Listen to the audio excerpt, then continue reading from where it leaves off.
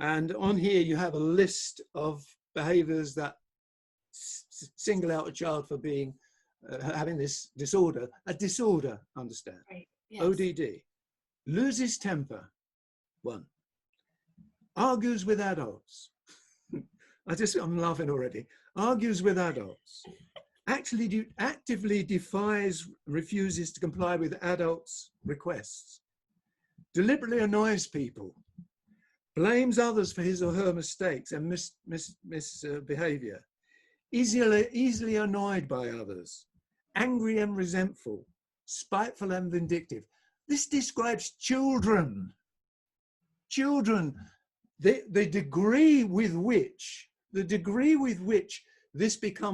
these things become exaggerated, yes, I agree there is a problem. So maybe that's what they're saying, that excessive amounts of these, but all children have all of these things at some point.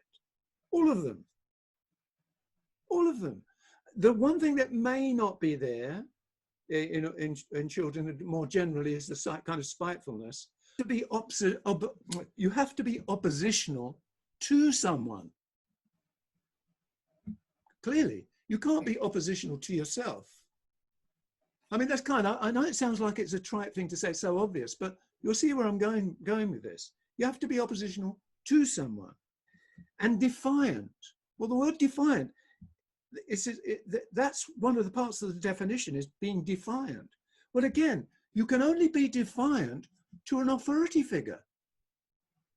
You can't be defiant to your friend, can you? Defiant, you wouldn't use that word. Right.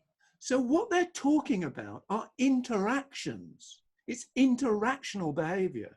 What is missing from this diagnosis is the other side of the interaction, which is the authority figure. How can you deal with this stuff, which is about a process between, an interaction between authority figures and children, without involving the way in which the authority figures are functioning? You see what I'm saying? They're talking about this as if a child can have this. A child can't have it by themselves. It's impossible.